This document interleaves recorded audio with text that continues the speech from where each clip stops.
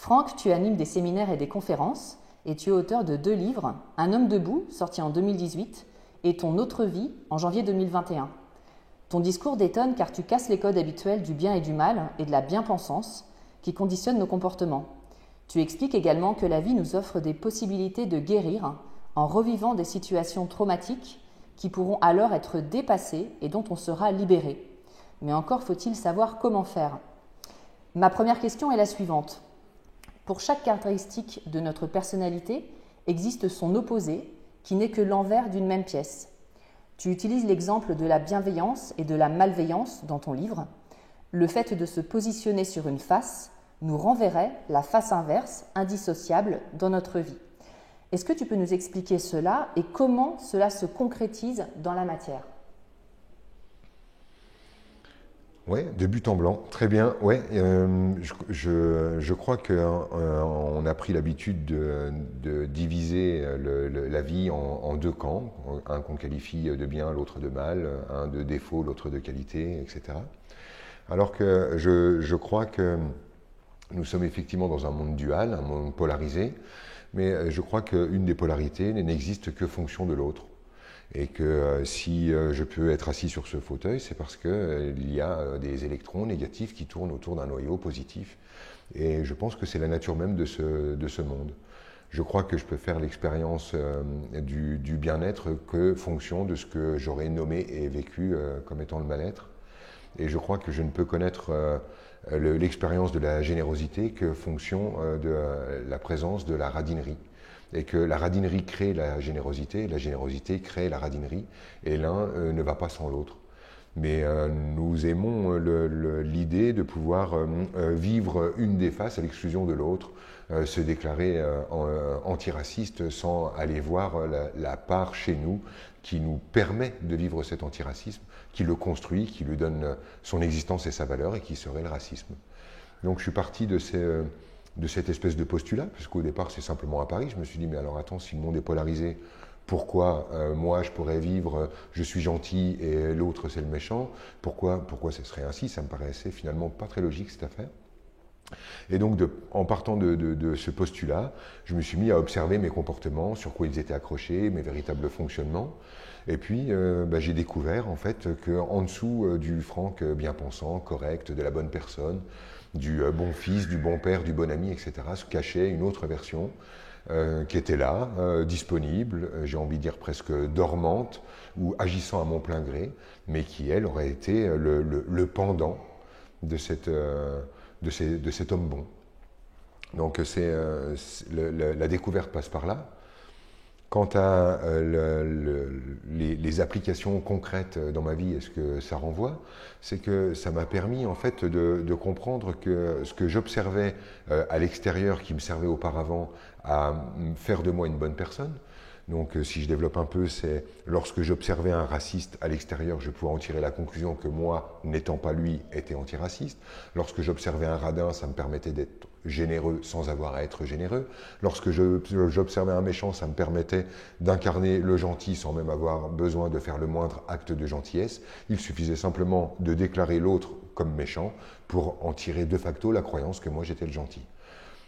J'ai trouvé en fait ce procédé un peu basique, un peu puéril, un peu Walt Disney dans son aspect manichéen, et je me suis dit, il faudrait peut-être ramener tout ça à l'intérieur et aller voir comment ça s'organise dedans. Donc finalement, je me suis dit, si ce jeu n'était pas uniquement quelque chose de extérieur-intérieur, mais que tout se passait à l'intérieur, et que finalement ce que je perçois chez la personne que je suis en train de percevoir à l'extérieur n'est pas la personne telle qu'elle est, mais la personne telle que je la vois. Et je me suis dit finalement que ma façon de regarder le monde en disait plus sur de là où je plaçais mon regard que sur le monde en tant que tel. Je suis au courant que je ne suis pas capable d'appréhender le monde dans son entièreté, dans sa globalité, et mon système cognitif ne me permet pas de rendre conscient chaque information qui vient jusqu'à moi. Je sais que ce qui devient ma version consciente de la vie n'est qu'une sélection de tout ce que j'ai pu capturer comme information avec l'ensemble de mes sens. Et finalement, j'ai compris que cette personne que j'étais en train d'observer, je ne l'observais pas réellement, je n'étais pas face à quelque chose d'objectif, mais j'étais face à ma façon de regarder l'autre. Et en insistant un peu et en me posant quelques questions, j'ai fini par comprendre en fait que j'avais une tendance naturelle qui était de proposer à l'autre ce que j'étais, mais que je ne voulais pas rendre conscient. J'avais cette propension à trouver l'autre nul lorsque je refusais de me rendre nul. J'avais tendance à trouver l'autre radin lorsque en fait, je ne voulais pas me rendre compte de ma propre radinerie. Et j'ai fini par capter, pour moi en tout cas, et ce n'est qu'une version du monde, qu'une façon de le comprendre, mais qui est la mienne aujourd'hui, que je ne pouvais pas faire de moi un être bon sans accepter simultanément en fait, que cet être ne soit pas bon. Ce qui fabrique le Franck bon, c'est le Franck pas bon qui va avec, qui est intrinsèquement lié à lui, et les deux ne sont pas séparables en fait. Donc, selon ce concept, cette volonté qu'on a tous plus ou moins, qui est consciente, mais parfois même peut-être inconsciente, d'avoir des valeurs moralement acceptées, d'essayer d'incarner ce que nous considérons comme le bien, va nous attirer automatiquement à l'inverse, vu qu'il y a toujours la polarité? Non, c'est pas comme ça que je le formulerai. Alors, pour plusieurs raisons, c'est-à-dire que j'aime pas trop la notion de j'attire à moi. Je trouve qu'il y a un truc un peu mystique, un peu perché, spirituel, je sais pas quoi, de j'attire la vie, machin. Je préfère la regarder d'une manière toute simple, c'est-à-dire c'est moi qui suis en train de regarder le réel et en fait j'ai juste à me rappeler que je ne peux pas tout voir d'un coup, que je vois qu'un morceau de ce réel et que finalement ce tri, cette sélection inconsciente du réel parle de ce que je m'attends à voir dans la vie. Donc c'est plutôt comme ça que je le prends. C'est pas que j'attire à moi ceci, cela. C'est que quand je regarde une personne, si je suis par exemple traumatisé par des notions de violence, ben, lorsque je vais entrer en relation avec une personne, je vais d'abord mettre mon filtre sur est-il violent ou n'est-il pas violent, est-il une bonne personne ou est-il une mauvaise personne. Et évidemment, si je mets mon filtre là-dessus, je vais immédiatement trouver chez cette personne tout ce qu'il y a de l'ordre de l'agressivité, de la malveillance, de la violence, etc. Beaucoup de gens ont tiré la conclusion que cette personne est agressive, mauvaise ou violente. Moi, je vais en tirer la conclusion au contraire que moi, je cherche chez l'autre la violence et l'agressivité. C'est-à-dire que je vais finir par comprendre que ce que j'observe dans le monde, c'est ce que je cherche à observer. Et si je cherche à observer ça dans le monde, c'est parce que quelque part ça me sert, et c'est ça la question qui suit, quel est le bénéfice secondaire pour moi d'observer la violence dans le monde? Ben, en fait, tu viens de nous l'expliquer, ça me permet d'incarner le bien. Lorsque je vais voir le mal à l'extérieur, j'en tire la conclusion toute naturelle que moi, je suis le bien. Et en fait, de là où je regarde, c'est le seul moyen qu'on ait d'être le bien. Parce que j'ai vu des milliers et des milliers de personnes, et j'ai vu à quel point finalement parfois une attitude qu'on pourrait qualifier de bien est justement ce qui abîme.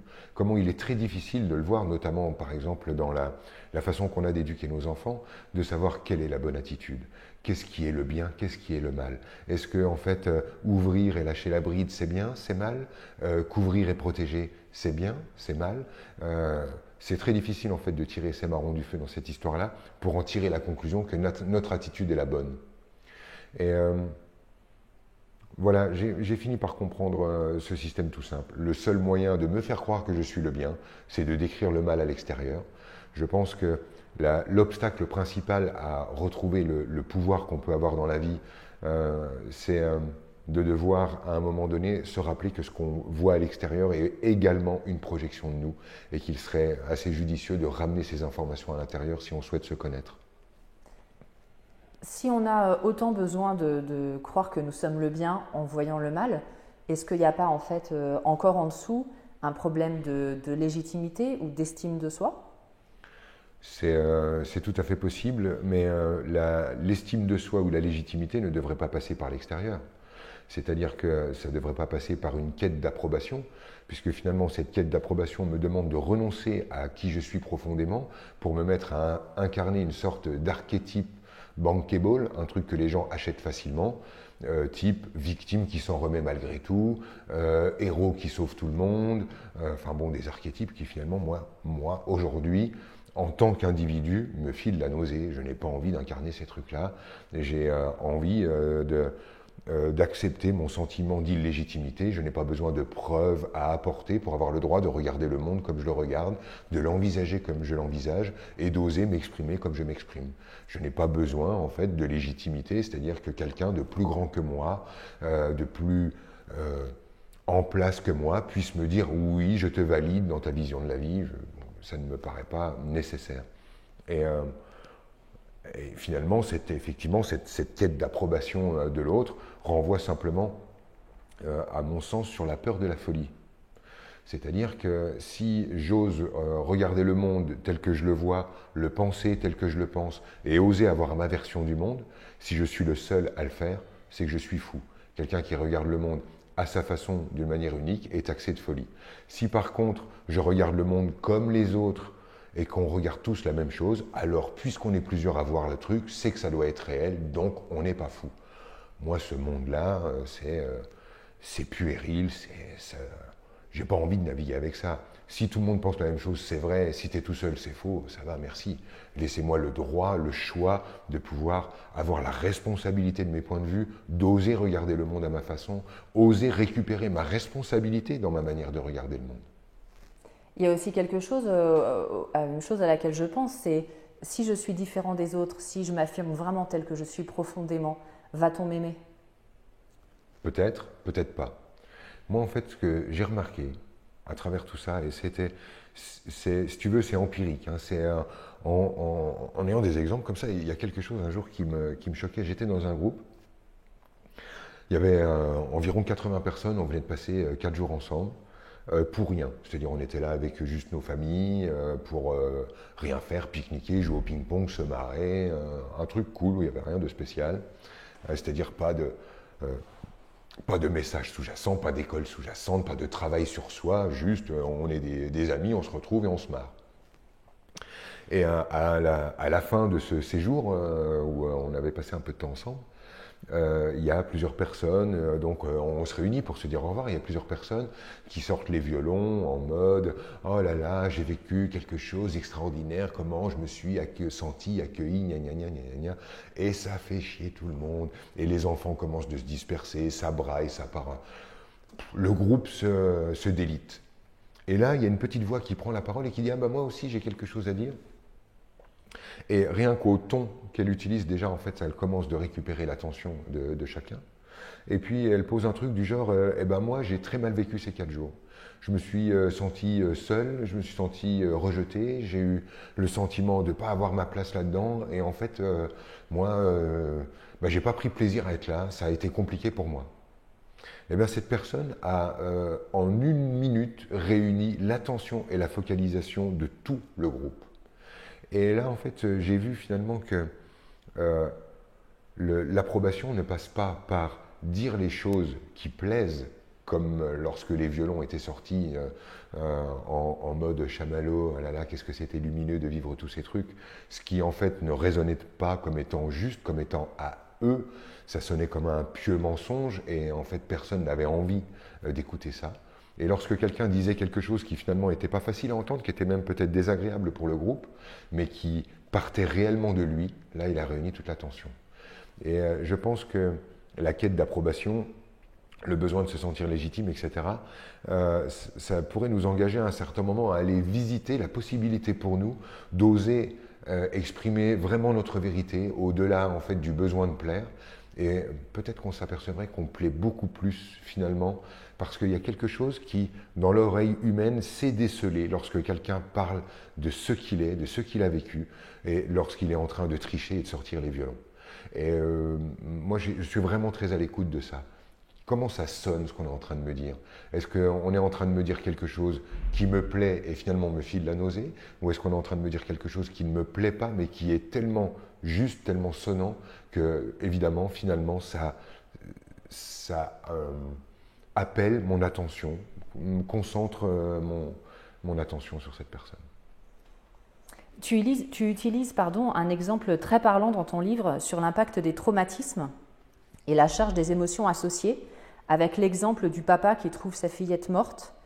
Si la totalité des émotions engendrées par la situation traumatique n'est pas digérée, des situations similaires vont se représenter. C'est le phénomène que décrivent les psychothérapeutes avec le schéma de répétition.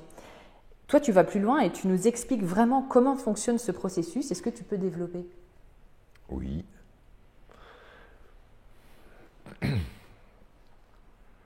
Lorsque je vis une émotion, on pourrait la regarder depuis son aspect mécanique, physique. Quand j'ai commencé de chercher à comprendre comment ça fonctionnait, j'ai voulu m'éloigner de l'aspect compréhension née de l'imaginaire, compréhension née du rien. J'avais envie en fait de regarder ça depuis un point de vue physique, depuis un point de vue matériel.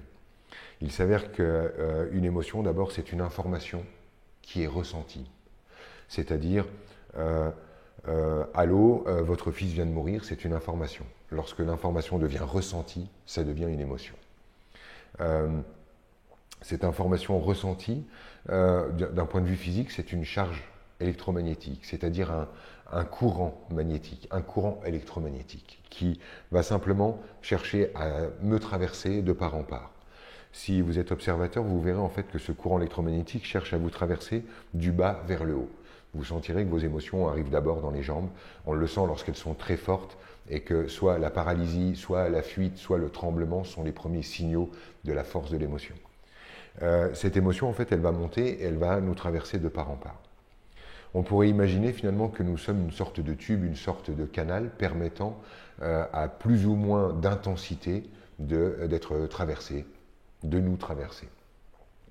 Lorsque, pour X raisons, la charge électromagnétique qui cherche à me traverser ne va pas jusqu'au bout et s'arrête en chemin, c'est là que je dis que l'émotion n'est pas parvenue à destination, c'est là que je dis que l'émotion n'a pas été totalement vécue.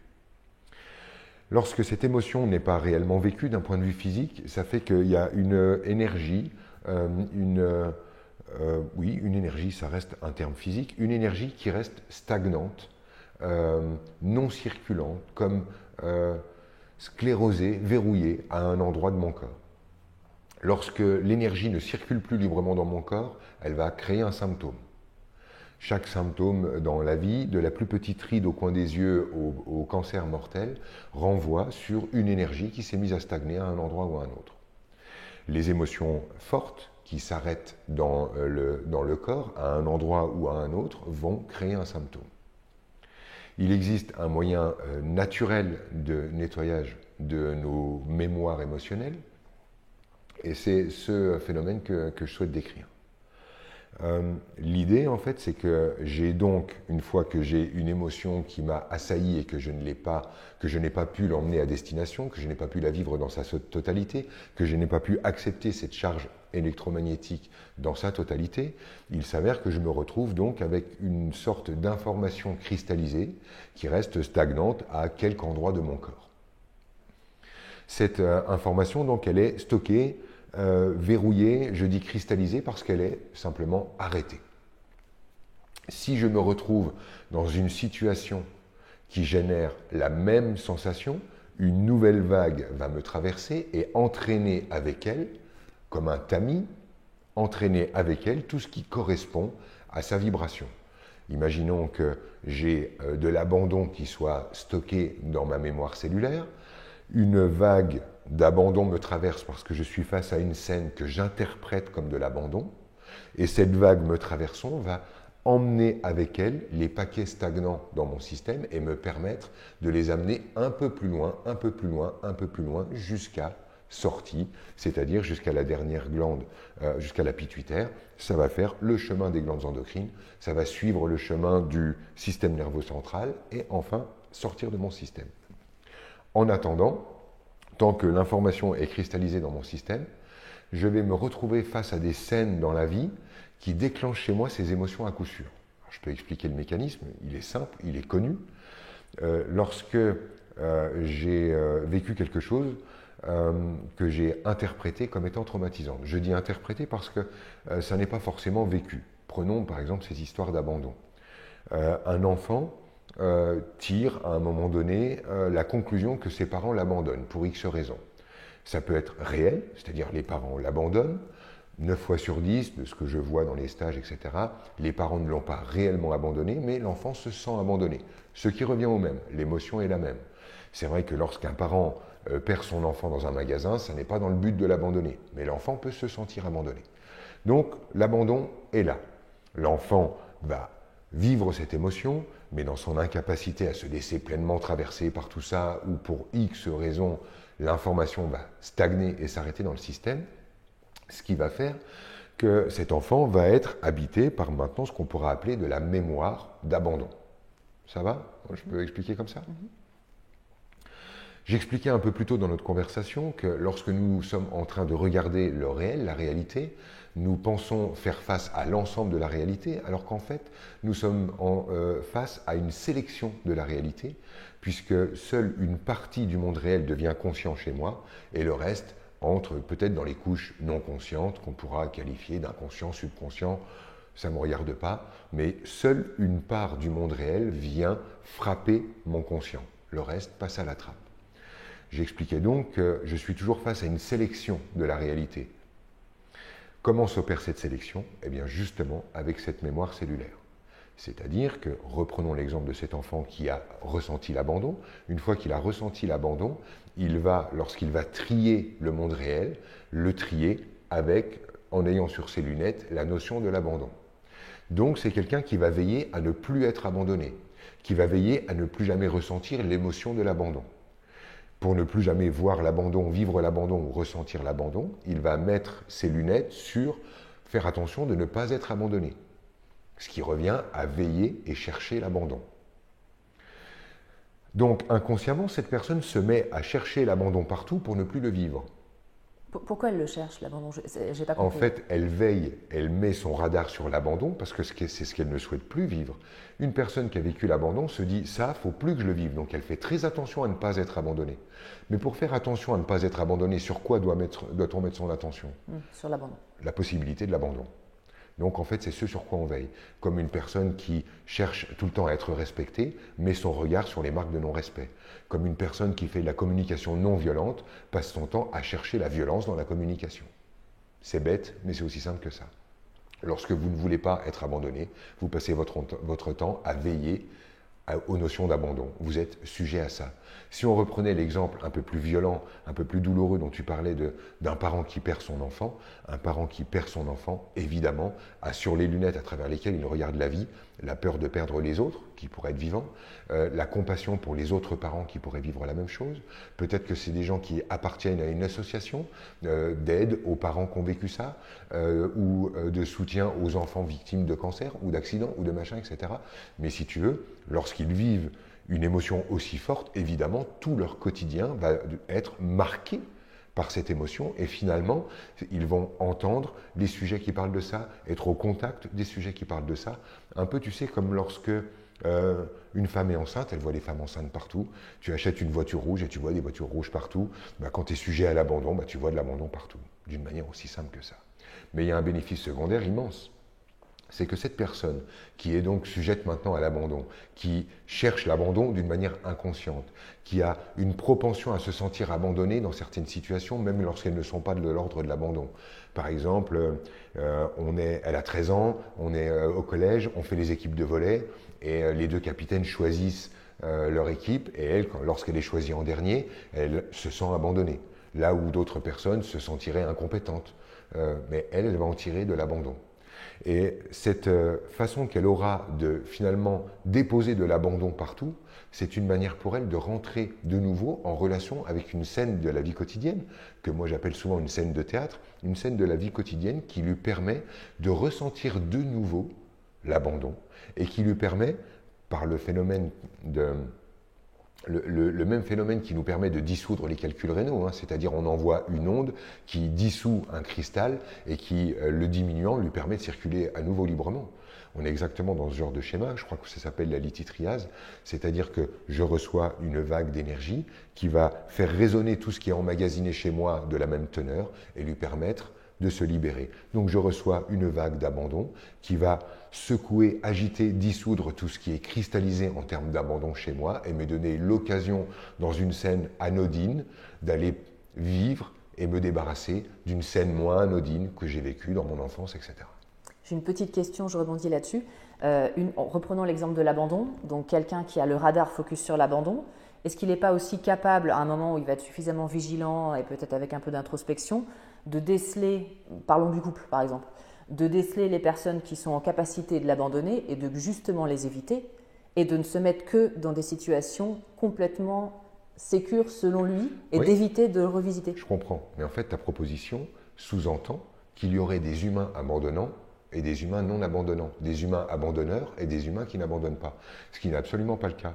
Les humains sont à eux-mêmes une totalité, dans chaque humain il y a la possibilité du pire et du meilleur. Chaque personne au monde peut faire vivre à cette personne le sentiment d'abandon. En fait, cette personne va rencontrer de nouveau l'abandon, non pas parce qu'elle va se faire abandonner, mais parce qu'elle va tirer de l'abandon d'une certaine scène. Elle va dans une scène de la vie quotidienne où elle pourrait prendre les choses de telle ou telle manière, choisir plutôt le prendre comme de l'abandon.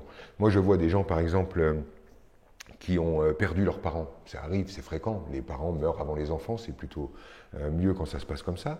Mais lorsque vous perdez votre parent à un âge où le parent ne devrait pas mourir, il y a des gens qui arrivent à se sentir abandonnés par ce parent. Et l'abandon qu'ils ressentent est réel pour eux. Est-ce que le parent a été abandonnant? Non, excuse-moi de mourir. Tu comprends? Donc non, cette personne ne va pas attirer des gens ou repousser des gens abandonnants. Elle va simplement faire de l'autre quelqu'un qui abandonne parce qu'au fond, cette personne a besoin de rencontrer l'abandon de nouveau de manière à guérir son système. Et le problème, c'est que cette personne ne sait pas à quel point inconsciemment elle désire de nouveau être abandonnée parce qu'elle sait au fond que c'est le seul moyen de guérir sa mémoire cellulaire, donc de nettoyer les carreaux à travers lesquels elle regarde la vie, donc de passer à autre chose. Et tant qu'elle n'aura pas vécu l'émotionnel emmagasiné en elle, elle aura toujours ça sur ses lunettes, donc elle continuera d'observer ça dans le monde. Le problème, si tu veux, c'est que les gens sont persuadés d'observer le monde de manière objective. Ils sont persuadés de regarder la réalité en déni total de cette idée de sélection, c'est-à-dire que je ne peux pas appréhender le monde dans sa totalité, je ne vois qu'une facette du monde, et une petite, et que cette facette en fait plus de moi que du monde. Est-ce que, toujours sur l'abandon, on peut nous-mêmes créer des situations qui vont provoquer de l'abandon? Pour nous ou pour les autres? Pour nous. Si je prends toujours l'histoire du couple et de l'abandon, si on a cette thématique de l'abandon, est-ce que inconsciemment, par des comportements qu'on va avoir, on va se faire abandonner? Absolument, mais c'est très souvent ce qui se passe dans les couples. Mais pour une raison toute simple, qui est une raison de besoin d'être soulagé. Imagine par exemple que tu rentres dans un couple avec un trauma d'abandon. Donc déjà là on vient de comprendre, on ne va pas revenir dessus, qu'on a besoin de rencontrer l'abandon de nouveau pour nettoyer sa mémoire cellulaire. Mais attention, pour rencontrer cet abandon de nouveau, on n'est pas obligé de le vivre. Il suffirait simplement de replonger dans ce qu'on a vécu quand on était petit, d'arrêter de désigner les abandonneurs comme coupables et d'oser simplement ressentir ce qu'on a besoin de ressentir. Ça permet d'emmener le paquet un peu plus loin, puis à un moment, il est parvenu à destination et on passe à autre chose. Donc il y a cette version-là.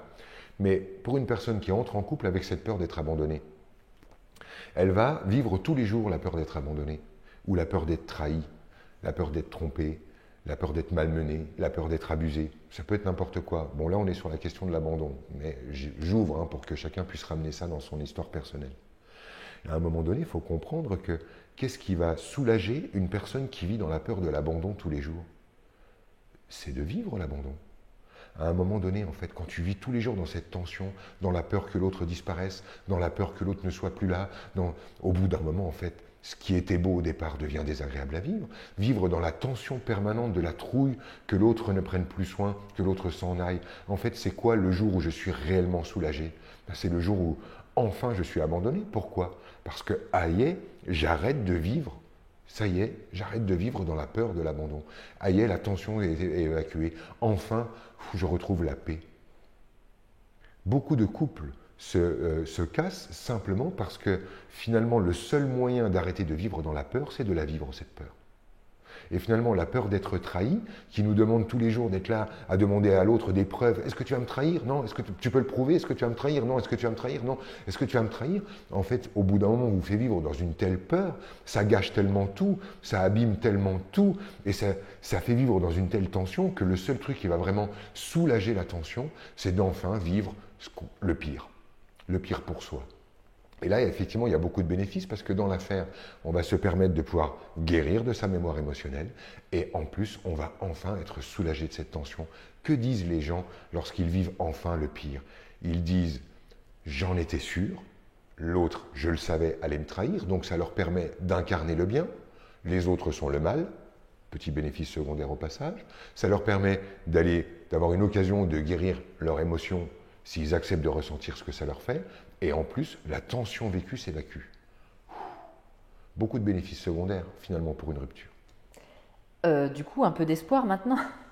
Au bout de combien de fois où on va vivre ça, ça va pouvoir s'arrêter et s'apaiser? On ne peut pas le savoir. Ça peut être toute une vie? Des fois, oui, ça peut être toute une vie, absolument. On peut rester toute une vie bloqué, en fait, simplement sur une émotion qu'on refuse de ressentir. Parce qu'en fait, on a été éduqué à ça. On nous a expliqué qu'une émotion désagréable, c'était négatif. On qualifie même les émotions en termes d'émotions positives et d'émotions négatives. Moi, je considère qu'à partir du moment où une émotion que je vis me permet de guérir de ma mémoire, de changer la façon que j'ai de regarder la vie et de passer à autre chose, elle est positive quoi qu'il arrive. Je suis capable, en tant qu'humain, de soutenir le choc qu'est de m'écrouler par terre et de pleurer toutes les larmes de mon corps, d'avoir le sentiment d'avoir perdu mon frère lorsque j'ai déménagé, que j'avais 8 ans et que j'ai perdu mon meilleur ami. Oui, je suis capable de vivre ce truc-là. Je n'ai pas besoin toujours d'offrir au monde l'image d'un homme stable, congruent, cohérent, solide et machin. Je m'en fous, moi. Moi, je vis avec Franck, et quand Franck a besoin de s'écrouler en pleurs et d'être fragile, et qu'il y a cet immense bénéfice d'aller tirer de l'ombre une version de moi du passé, un petit garçon qui a peur et machin, je n'hésite pas, j'y vais. Le bénéfice est immense. Je me réunis, je récupère les petits morceaux de Franck et je ne les laisse pas souffrir dans leur coin au nom de mon image aujourd'hui, du fait de devoir montrer au monde que je suis un homme stable et machin. Et je parle de ça parce que si les émotions finalement sont tellement galvaudées, salies, etc., c'est parce qu'aujourd'hui, en fait, simplement avoir des émotions, c'est être un enfant aux yeux du monde. C'est-à-dire qu'en gros, si tu veux être un adulte, c'est pas compliqué, mets un gros couvercle et tu seras un adulte. Voilà, un adulte, ça ne change pas d'avis, ça ne pleure pas, c'est stable, c'est solide, c'est cohérent, c'est congruent, boum, voilà. Bon, plus le couvercle est gros, plus tu es un adulte. Pardon, mais alors dans ce cas, je préfère être comme un enfant. Ça pleure quand ça pleure et ça rit quand ça rit. Je me laisse traverser par ceux qui se présentent. Donc si je comprends bien, plus on revit des traumatismes à répétition, des schémas qui se répètent avec ça, plus en fait c'est un signal qu'il faut lâcher les émotions, qu'il faut les vivre. Est-ce que si on est dans le déni et qu'on met le couvercle sur la cocotte minute à chaque fois qu'elle revient, est-ce qu'il y a un moment où le traumatisme peut revenir, enfin le traumatisme, l'émotion associée, l'abandon, etc., peut revenir de plus en plus fort jusqu'à nous faire exploser? Oui, c'est vrai, c'est ça. En fait, ce qu'il faudrait comprendre là-dedans, c'est que ce qu'on appelait un problème est une solution. C'est-à-dire, par exemple, j'ai été donc abandonné quand j'étais petit, ou je me suis senti abandonné quand j'étais petit. Un jour, je vais au travail et là, le patron me dit finalement, Franck, pour le contrat qu'on avait prévu, finalement, ça va pas le faire, je peux pas te garder, désolé, oui, je sais que ce que je t'avais dit, mais là, je peux pas te garder. Je vais donc avoir l'occasion, il me l'a fourni, de vivre l'abandon de nouveau. Là, j'ai deux possibilités. Soit je le désigne comme coupable. Oui, machin, tu m'avais promis, voilà, ça m'étonne pas, t'es vraiment un enfoiré, tu es le mal, je suis le bien. Et là, je bloque mon émotion. Donc je ne vis rien, je ne répare rien, je suis le bien, il est le mal. Je m'en sors propre. Mais ça va devoir appeler une nouvelle scène de théâtre me permettant de rencontrer ça. Donc je vais à nouveau filtrer le réel en disant « j'en étais sûr, c'est bien tous des tarés, ils veulent tous m'abandonner, j'ai bien raison de veiller là-dessus, donc je vais durcir le ton, veiller encore plus, le rencontrer encore et avoir l'occasion de le vivre ».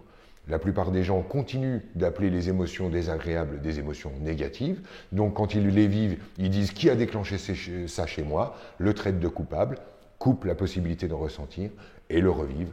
Et en fait, plus ils vivent ça, plus ils disent le monde est rempli de tarés, voilà comment se comportent les gens, j'en suis sûr parce que regarde le nombre de preuves que j'ai, et finalement ça devient de plus en plus compliqué. Ils finissent donc par mourir de leur trauma, tout bêtement, parce que cette énergie entassée, réentassée, réentassée, réentassée, finalement nécessite l'apparition d'un symptôme un peu plus solide que les autres, et on finit par mourir de notre amour d'être le bien, de mourir de la solidité du personnage qu'on incarne, de celui à qui on ne la fera plus.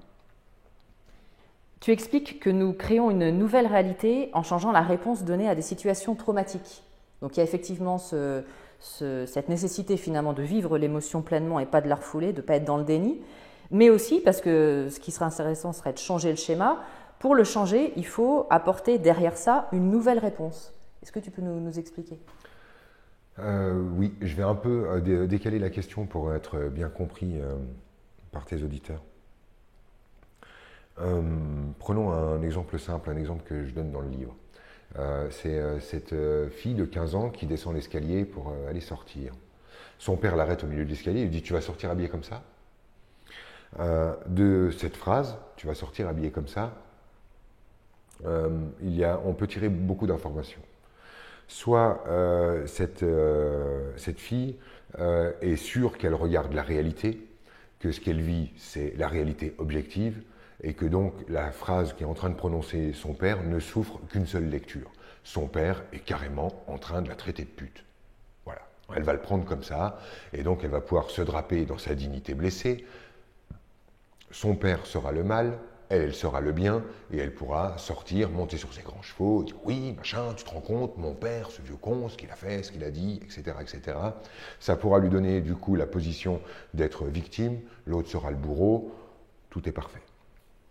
Si par contre, cette personne se dit, et si en fait, quand je regarde la réalité, je n'avais qu'une fraction de la réalité, et qu'il y avait d'autres façons de prendre les choses, d'autres angles de vue à ce qui est en train de se proposer là. On pourrait se dire, alors en fait, papa, il est en train de me traiter de pute, c'est une réalité, je le ressens. Pourquoi pas? Il est vraiment en train de parler de ça, il est en train de parler de comment je suis habillé, etc. Mais il y a un autre angle de vue qui est, papa n'a pas vu que j'avais grandi, il est en train de découvrir que je suis déjà une femme, et papa essaye de me protéger de ce qui pourrait m'arriver dehors. Donc là, je suis face à une femme maintenant qui a deux possibilités. Soit je prends ça comme étant quelque chose d'insultant, soit je prends quelque chose de protégeant et de soutenant. Et là, tu comprends que comment cette personne va choisir de sélectionner la réalité, comment elle va choisir de prendre les choses, de vivre les choses, va déterminer comment elle se sent. C'est ça qui fait que tu réouvres la possibilité de voir la vie autrement. Parce que sinon, si tu ne regardes pas les situations comme étant des situations qui ont de multiples points de vue possibles, en fait, tu es juste face à la réalité, qui est indubitable, qui est que voilà, la vie est comme ça, et il te reste comme solution uniquement de subir cette réalité ou de prier pour passer entre les gouttes. Moi, j'ai pas envie de vivre une vie comme ça, je n'aime pas cette idée de tu as de la chance ou tu n'as pas de chance, tu tombes sur des bonnes personnes ou tu tombes sur des mauvaises personnes. Je trouve ça, une fois de plus, trop manichéen, trop Walt Disney, l'idée qu'il y ait des bonnes personnes et des mauvaises personnes, et que le jeu, c'est une espèce de loterie où il faut avoir du bol. Ça ne me plaît pas du tout. Et en plus, ça ne correspond pas au modèle mathématique qu'on retrouve dans la nature. Dans la nature, tout est parfaitement imbriqué, tout est parfaitement mécanique, d'une physique incroyable, d'une mathématique pure qui dépasse l'entendement, d'une telle beauté, d'une telle intelligence. Et nous, en fait, les humains, on pense que tout est parfait dans l'infiniment grand, dans l'infiniment petit, sauf nous.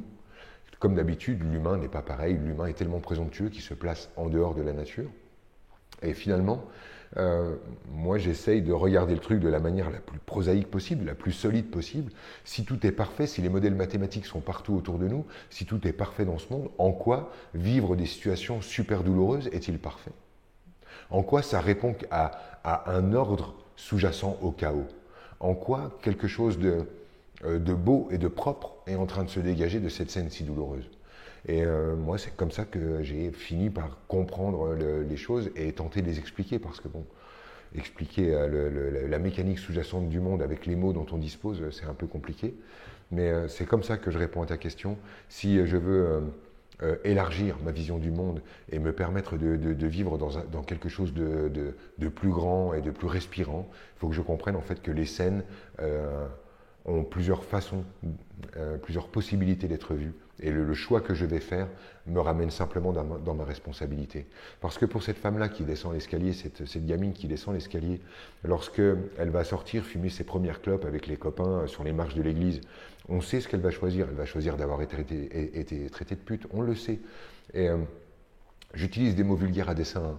L'idée, en fait, c'est de nous percuter aussi dans ce truc-là.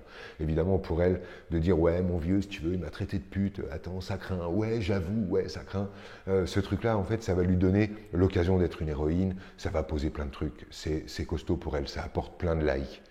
C'est vrai que de sortir et de dire aux copains « Oh, mais je pense que mes seins ont poussé et que finalement mon père s'en était pas rendu compte. Aujourd'hui, je suis désirable. Je pense qu'il a peur pour moi. » Ça va rien lui rapporter du tout. Parce que ce qui rapporte aujourd'hui, c'est la posture de victime. Dès qu'on est victime d'un truc, il y a un hashtag qui se crée, il y a du monde derrière nous, on est soutenu, et en fait, pour être quelqu'un aujourd'hui, on n'a plus besoin de faire quelque chose, on n'a pas besoin de mettre quelque chose au monde, on n'a pas besoin de fabriquer quelque chose, de pousser quelque chose, d'avoir une idée, de l'amener, d'oser s'exprimer, de mettre quelque chose au monde, on n'a pas besoin de tout ça. Aujourd'hui, pour être quelqu'un, il suffit qu'on nous ait fait quelque chose. On ne m'a pas compris, je suis quelqu'un. On ne m'a pas soutenu, je suis quelqu'un. On ne m'a pas entendu, je suis quelqu'un. On m'a malmené, je suis quelqu'un. On ne m'écoute pas, je suis quelqu'un. Donc aujourd'hui, en fait, et c'est bon de le comprendre, nous avons besoin de nos ennemis. C'est eux qui nous donnent notre valeur. Si on enlève les bourreaux, si on enlève les ennemis, il reste quoi? Il reste qui? On est qui quand on a enlevé celui qui t'a abandonné, celui qui t'a pas écouté, ta mauvaise mère qui fait du chantage émotionnel, ta mauvaise mère qui vit sa vie par procuration sur toi, ton mauvais enfant qui ne reconnaît pas l'amour que tu as pour lui. Quand on les enlève, tes bourreaux, il reste quoi de toi? C'est ça la question qu'il faut se poser. C'est aussi une question peut-être de facilité, non? C'est easy. Il suffit en fait qu'on m'ait fait quelque chose pour que ça y est, je sois quelqu'un. Et en plus, aujourd'hui, on est en 2021, c'est-à-dire que dès qu'on m'a fait quelque chose, je peux le raconter. Et là, en fait, tous les gens qui ont besoin de devenir quelqu'un avec moi n'ont qu'à s'insurger en cœur avec moi, trouver ça dégueulasse avec moi. On crée une croisade et ça y est, nous sommes quelqu'un. Formidable, non? J'ai une autre question. Notre inconscient étant exprimé dans les situations extérieures à nous, tu expliques qu'il faut donc être attentif à ce que nous vivons dans la matière pour lire notre inconscient. Si je prends l'exemple d'une femme célibataire qui n'arrive pas à avoir une relation amoureuse durable, par exemple, ce qui est le cas de beaucoup de femmes en France, on peut comprendre qu'elle a un problème avec l'amour global. Mais comment savoir lequel c'est? Parce que derrière cet échec amoureux, il y a plusieurs choses qui peuvent s'incarner. Ça peut être la peur de l'homme, ça peut être la peur de l'enfermement, enfin, il peut y avoir multiples peurs. Comment on peut, dans le réel, en observant notre réalité extérieure, arriver à déceler ce que ça dit de nous de manière assez précise? Je comprends. En fait, c'est tellement précis, ça crève les yeux, c'est extrêmement simple, mais on a du mal à se l'appliquer parce que ça nous demande de perdre la possibilité d'être le bien. Alors ça, c'est tout de suite beaucoup plus compliqué. Si tu veux, donc lorsqu'une femme, par exemple, n'est pas en couple, moi je vais lui demander de se poser la question non pas pourquoi je n'ai pas d'homme, mais pourquoi je ne veux pas d'homme. Parce que moi je considère en fait qu'on a toujours ce qu'on veut dans la vie. C'est un peu clivant comme notion, mais on va rester cool sur le truc, on va rester sur une idée de couple.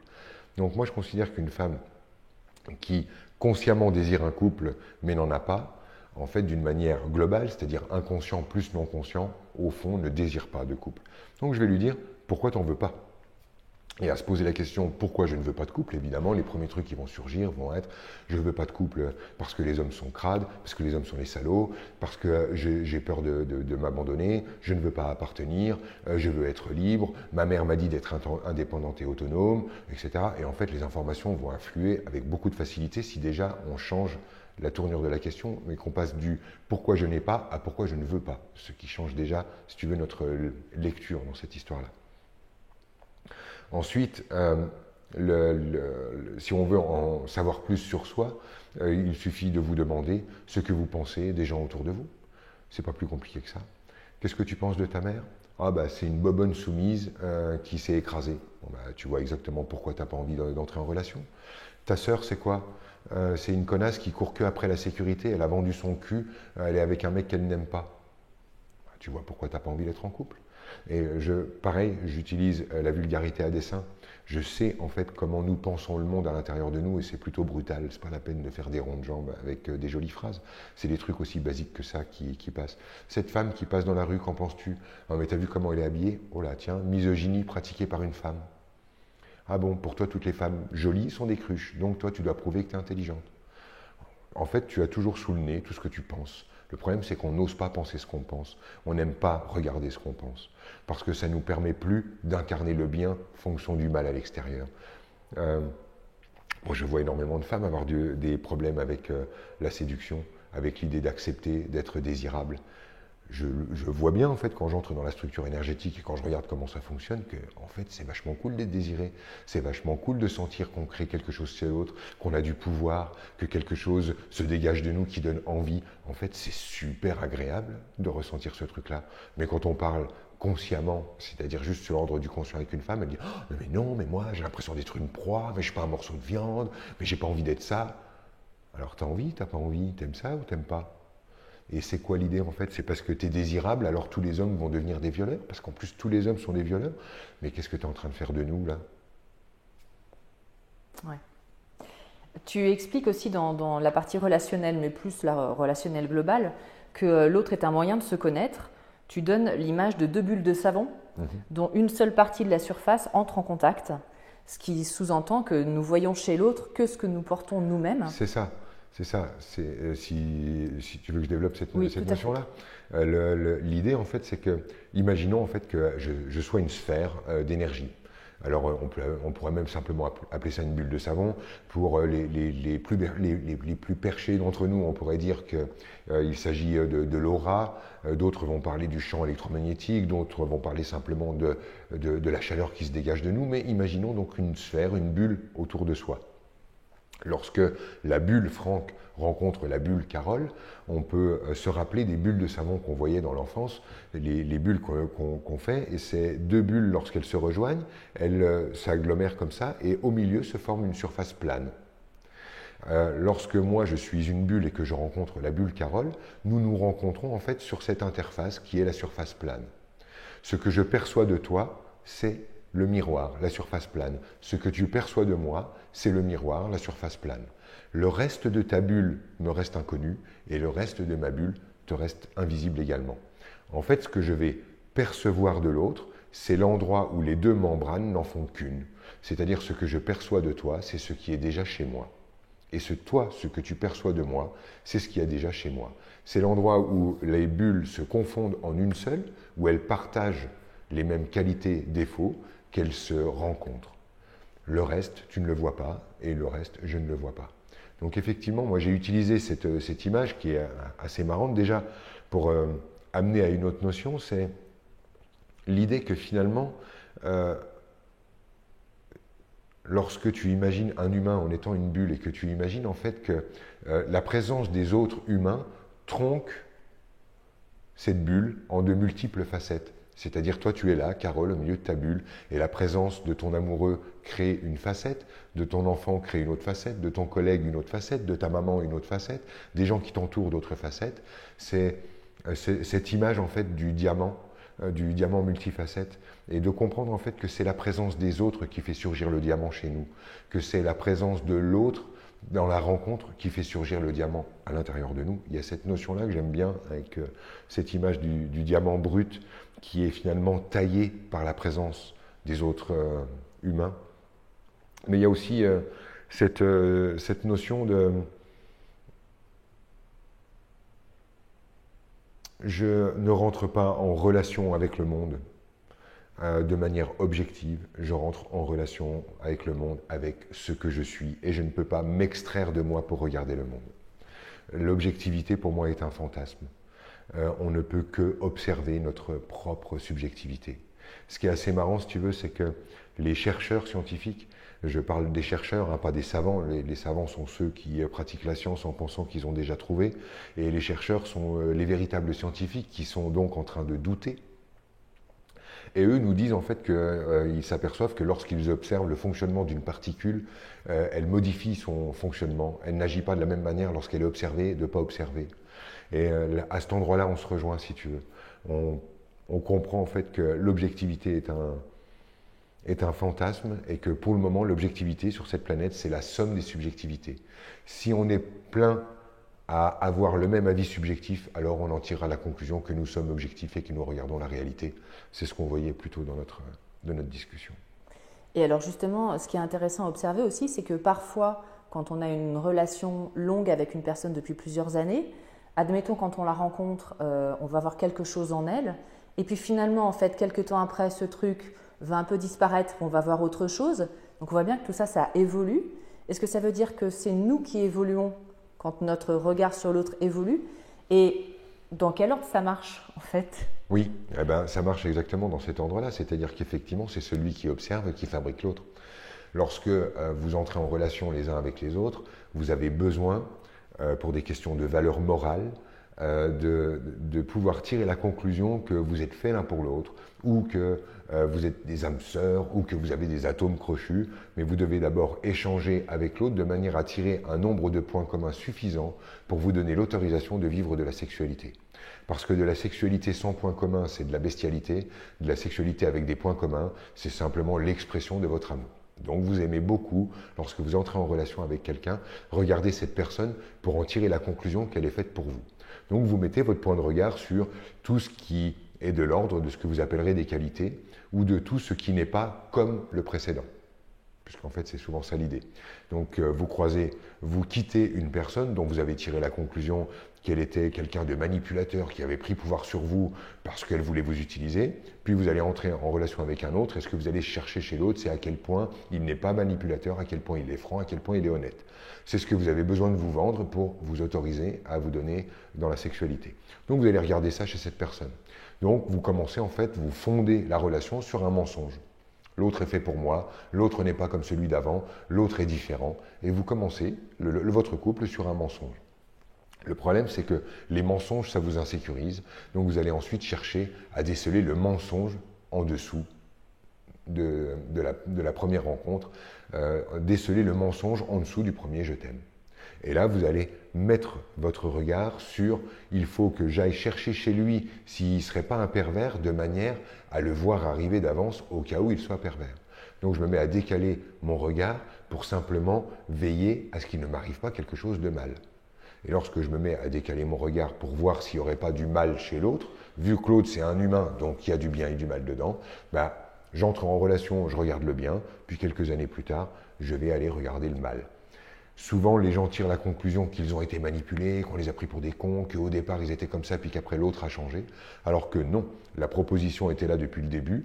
Dans chaque être que vous rencontrez, il y a cette possibilité du pire et du meilleur. Le bien et le mal sont là, confondus.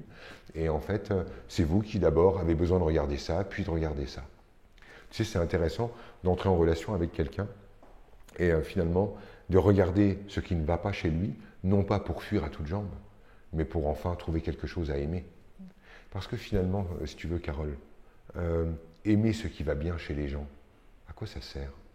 C'est quoi l'idée? Moi, en fait, me retrouver avec quelqu'un qui m'aime pour ce qui va bien chez moi, j'aurais le sentiment qu'elle m'aime pour mes plus grands mensonges. Moi, en fait, je comprends que lorsque je suis fait de bien et de mal, lorsque je suis vulnérable, lorsque je suis fragile, lorsque je ne suis pas une bonne personne, lorsque je ne suis pas un type bien, en fait, je suis en train de donner à l'occasion à l'autre d'aimer quelque chose chez moi.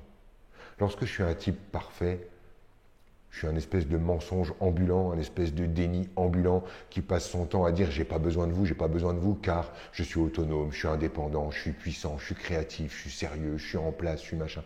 Qu'est-ce qui reste à aimer là-dedans? Il n'y a rien à aimer là-dedans. Les humains, c'est pas ça qu'ils aiment. Les humains, ils savent aimer à l'endroit où il y a besoin d'amour. Les humains, ils savent aimer à l'endroit où il faut tendre la main. Les humains, ils savent aimer ce qui est cassé, ce qui a besoin d'aide, ce qui a besoin d'être soutenu. Les humains, ils adorent regarder l'autre et se mettre à aimer ce qui n'est pas digne d'amour.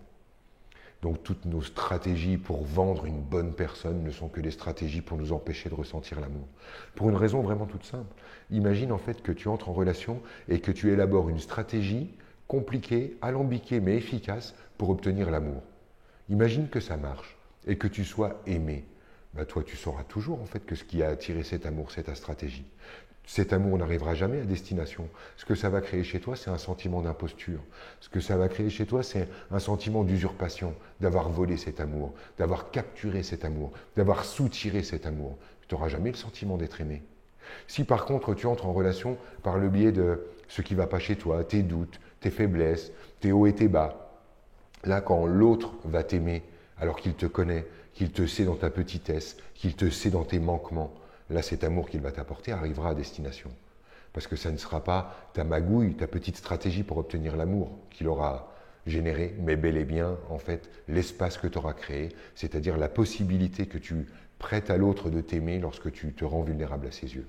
Et lorsque les gens passent leur temps à essayer d'aller bien, d'être solide, d'être cohérent, congruent, en place, réparé, etc., ils sont en train simplement de refuser l'amour.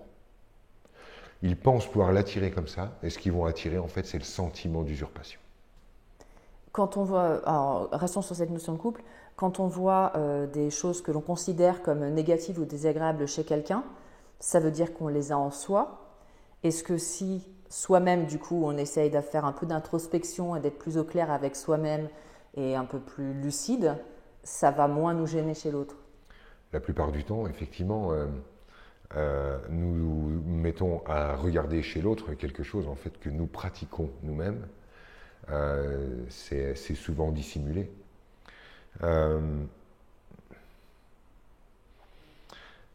La réponse à ta question est oui. Et si on veut préciser ou donner un exemple, alors là, il va falloir que tu précises ta question. De prendre un exemple. Imaginons dans une relation amoureuse, on voit quelqu'un qui, prenons la radinerie, parce qu'on en a parlé au début de cet entretien, que l'on trouve radin. Parfait, ça marche très bien. Donc je suis avec mon mec, et en fait, il y a un truc qui m'insupporte chez mon mec, c'est qu'il est radin. Sur quoi ça renvoie chez moi? En fait, j'aimerais qu'il soit plus généreux. Pourquoi j'aimerais qu'il soit plus généreux? Parce qu'en fait, j'aimerais bien pouvoir profiter de tout ça. Et pourquoi, en fait, si j'ai envie de profiter de tout ça, en fait, je suis bien en train de vouloir profiter de l'autre? Ah tiens, en fait, je passe en 2 phrases de « il est radin » à « je cherche à profiter de lui ». Et là, en fait, j'ai le miroir sous les yeux. Je pense que l'autre est radin, donc en fait qu'il est en mode « je profite, je prends, je ne dépense rien, je ne participe pas », alors qu'en fait, c'est moi, la personne, qui cherche à profiter. On l'a sous les yeux en 2 secondes. Dans mon monde, c'est tellement évident que je ne sais pas si je loupe des ponts pour vous.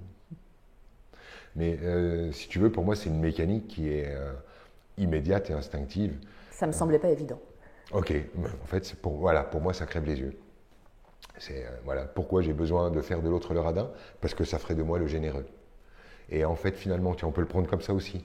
Et en fait, toi, quand tu payes, pourquoi ça t'énerve la radinerie de l'autre? Mais peut-être parce que lui a le courage d'être radin, alors que toi, à chaque fois, tu n'as pas le courage de jouer ta véritable radinerie, que tu passes au-dessus de ton sentiment de peur de manquer et que tu joues au généreux ou à la généreuse afin d'acheter les likes des autres.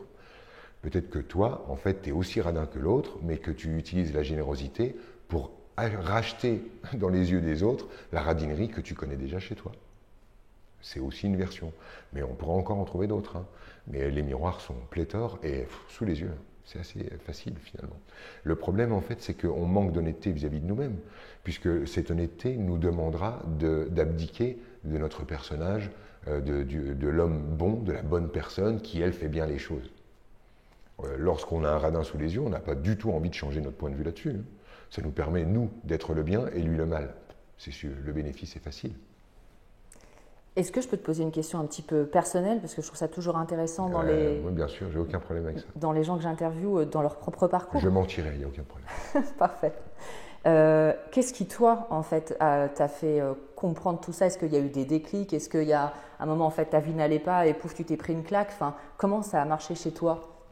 Ouais, alors c'est un peu difficile de retracer le chemin parce que j'avoue que quand je regarde de tout ça avec le recul, c'est comme si chaque pas que j'avais fait dans ma vie, mais du premier à maintenant, n'avait fait que concourir à ce que je devienne cet homme-là avec cette vision-là.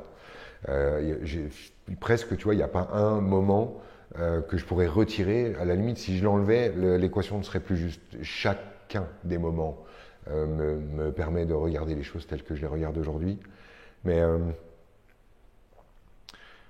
globalement, on pourrait partir d'abord, j'ai un espèce de désir de fuite. C'est-à-dire que j'avais vraiment envie de me barrer de l'humanité. Moi, ça ne me plaisait pas du tout. On m'avait vendu quand j'étais gamin que les hommes c'était le mal, parce que les hommes c'est ceux qui violent, les hommes c'est ceux qui tuent, c'est eux qui vont à la guerre, c'est eux qui aiment bien les grosses bagnoles, qui aiment bien le foot, les hommes c'est la violence, les hommes sont des cons. Et moi j'étais un homme, tu vois, ça me plaisait vraiment pas du tout comme affaire.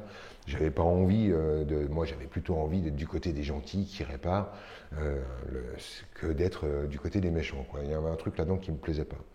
Et puis, grandissant, ça ne s'est pas amélioré puisque je me suis mis à incarner l'homme bien, l'homme bon.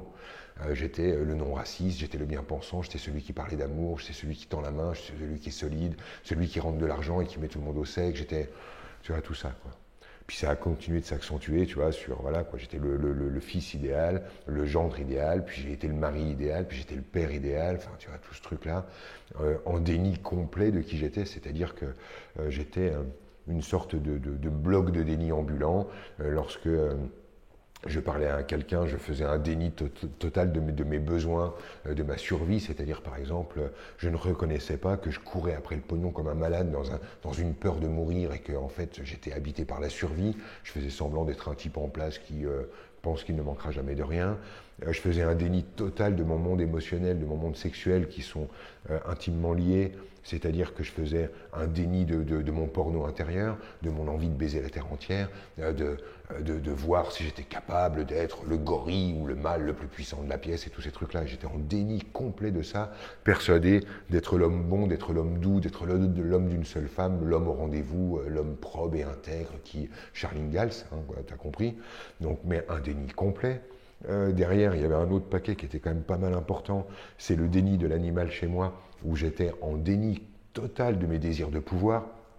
Donc je passais mon temps, parce que j'étais musclé à l'époque, à faire flipper les mecs avec mes muscles, à faire fermer la gueule des uns et des autres avec le mot qui te sabre et qui te met dans tes petits chaussons.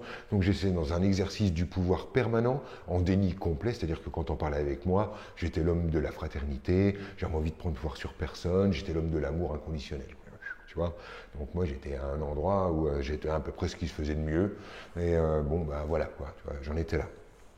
Et puis si tu veux, j'ai fini par identifier petit à petit, et je ne sais plus comment ça a fini par naître chez moi, à quel point j'étais loin du compte et à quel point au fond en fait j'étais un enfant apeuré qui cherchait sa mère, comment finalement j'avais envie de baiser la terre entière en leur tirant les cheveux, comment j'avais envie de prendre pouvoir sur tous les mâles du coin pour leur dire c'est qui le gorille, enfin tu vois, et la prise de conscience elle a été un peu chaude quoi, tu vois, c'était pas évident de me rendre compte que j'étais humain. En fait, parce que c'était ça en dessous. Et du coup, j'arrivais pas à lâcher ma main, quoi, tu vois. C'est-à-dire, j'avais une trop bonne main, j'avais du fric, j'avais une femme, 3 gosses, la maison en Provence, la piscine. J'avais raison tout le temps. Dès que j'ouvrais ma gueule, j'avais raison. J'avais tout le temps raison. J'étais le bien, tu vois. Donc, j'arrivais pas à larguer ça. J'avais bien compris que ça craignait, que c'était pas bon pour moi, tu vois, mais j'arrivais pas à lâcher le truc. Et puis, mon corps s'en est chargé, Dieu merci. Donc j'ai fait une double hernie discale qui m'a fait perdre les muscles et que je ne pouvais plus reprendre. Donc déjà ça m'a fait descendre d'un ton. J'ai perdu les cheveux aussi, ça c'était pas mal. Je l'oublie souvent dans l'affaire, mais ça a vachement joué dans le alors tu vas continuer de jouer au non, hein, déjà tu vas te calmer avec ça. Et puis derrière, à 40 ans, alors que j'étais en pleine santé, j'ai fait un AVC. Donc si tu veux, je me suis retrouvé à être là, à mourir devant mes 3 gamins. Hein. Il n'y avait personne à 30 bornes à la ronde. Mes gamins avaient entre 5 et 10 ans. Et voilà, tu meurs, c'est fini. Le chirurgien m'a expliqué ensuite que la veine qui a pété dans la moelle épinière ne pouvait pas être réellement réparée, parce que s'il répare, il y a plus de chances que je finisse mort ou sur un fauteuil qu'autre chose. Donc je vis avec cette épée de Damoclès au-dessus de la tête. Et je dois avouer que tout ça m'a emmené à vraiment redescendre dans mon humain. Je suis sorti de la perspective que j'avais l'éternité devant moi. Il était temps d'un seul coup de me remettre à oser regarder l'homme que je suis, comment il fonctionne, ses hauts et ses bas, ses manquements, ses tricheries, ses arnaques et tous ces trucs-là. J'avais vraiment envie de savoir avec qui j'avais fait le voyage. J'ai failli mourir sans même connaître le gars avec qui j'étais, tellement j'étais en déni de lui, tellement j'avais aucune intention de le rencontrer. Moi, je voulais juste avoir raison, être le bien, passer entre les gouttes et m'en sortir propre. J'avais aucune intention de savoir avec qui j'avais fait le voyage. C'était qui ce Franck? Comment il était réellement? C'était quoi ses peurs? C'était quoi sa vision? Et si tu veux, il y a une rencontre qui s'est opérée à partir de ce moment-là. Et, euh, et voilà, en fait, si tu veux, c'est un truc classique, il m'est rien arrivé de vraiment spécial, parce que cet AVC, en fait, c'est un truc qui arrive à tout le monde, tout le temps. Mais il n'y a que quand la mort se présente qu'on s'autorise enfin à lâcher nos petites masturbations sur nous-mêmes. Moi, je le sais, tu sais, j'ai des gens qui arrivent là, qui viennent me voir et qui se sont remis à vivre lorsqu'on leur a annoncé un cancer. Mais qu'est-ce qu'il y a en dessous de ça? Bah, c'est simple, hein, quoi. Tu vois, j'ai pas le temps de jouer avec mes gosses, j'ai pas le temps de parler gentiment à ma femme, j'ai pas le temps d'aller revisiter chez mes parents alors que leur cuisine aurait bien besoin d'un coup de peinture et que c'est pas eux qui vont le faire. J'ai pas le temps, j'ai le temps de rien parce que je suis occupé à courir derrière mon image, mon pseudo-personnage, ma réussite et le besoin compulsif de vendre au monde entier que je suis le bien. Et d'un seul coup, on m'annonce que je vais mourir. Et là, d'un seul coup, je retrouve le temps de partir à la pêche avec mon fils, de dire à ma femme que je l'aime, d'aller mettre un coup de peinture dans la cuisine de mes parents. Et en fait, voilà, moi j'ai eu cette chance, et j'ai cette chance d'être constamment en lien avec cette nature de la réalité qui est cette impermanence. Je vais disparaître, et ça m'engage à m'occuper de ce qui est important. Et ce qui est important, à mon avis, c'est un moment de savoir avec qui vous faites le voyage, avec qui vous êtes en incarnation. C'est qui cette personne-là et comment elle marche vraiment? Qu'est-ce qu'il y a dedans? C'est tellement plus cool finalement pour moi aujourd'hui. J'ai perdu la possibilité d'être une bonne personne. Je dis des choses clivantes. On peut voir dans chacun de mes mots mon sexisme qui se cache, ma misogynie qui peut se ma prétention, ma trouille, mon machin. Et aujourd'hui, ça ne m'inquiète plus. Je m'en fous. Connaissez-moi, envoyez-moi des images de moi. Moi, j'ai soif de savoir qui est Franck. Et c'est tout. Est-ce que ça m'amène deux petites questions pour conclure. La première, est-ce qu'on pourrait imaginer du coup que les maladies qu'on déclenche sont des symptômes de cette incapacité à être pleinement soi-même? Absolument. Et comme tout dans mon monde est la face de l'autre pièce, vous comprenez que au final, la mort sera la plus belle des guérisons, puisque d'un seul coup, je vais résoudre énormément de paquets, etc. etc. Mais ça vous montre aussi à quel point ce qui vous arrive de pire dans la vie, c'est souvent ce qui vous arrive de meilleur. Et moi qui suis au contact avec les drames des gens, je rencontre des gens qui ont perdu des gosses, hein, quand même, c'est lourd. Et quand tu vois en fait ce qu'ont produit ces enfants en disparaissant, comment ils permettent une autre culture, une autre moisson, une autre plantation, et à nouveau quelque chose de nouveau qui va surgir de tout ça, tu te dis mais waouh, quelle beauté dans la dureté, à quel point finalement ce monde n'est pas dissociable en termes de c'est bien ou c'est pas bien, ça aurait dû arriver ou ça n'aurait pas dû arriver. Les gens qui ont vécu des drames vont vous le dire, le jour de leur drame c'est le début de leur vie, c'est le moment où tout a commencé. C'est horrible dans le sens de, il y a vraiment tellement d'occasions avant de se mettre à l'écoute de ce qu'on est, de sortir de la posture du bien, d'oser retourner à ce qu'on aurait qualifié au départ de ses défauts, ses fragilités ou ses failles et ses blessures, et de prendre le pack entier, de le reconnaître et d'oser vivre avec ça sans avoir peur de l'autre humain en fait qui finalement est exactement pareil, avec ce bénéfice incroyable qui est que lorsque toi tu te permets d'être ça, l'autre en face va aussi se permettre d'être ça, et la plupart du temps le simple fait que tu te permettes d'être tel que tu es, bah, tu donnes la permission aux autres de le faire. Enfin, les bénéfices sont immenses, quoi. Et un dernier conseil pour les gens qui te regardent, quand on a été habitué depuis toute son enfance à être effectivement quelqu'un de bien, avec des valeurs, etc., et que finalement on a perdu le contact avec soi-même, qu'on a perdu l'expression des émotions et qu'on est potentiellement dans un gros déni de qui on est, par où on commence pour essayer de savoir qui on est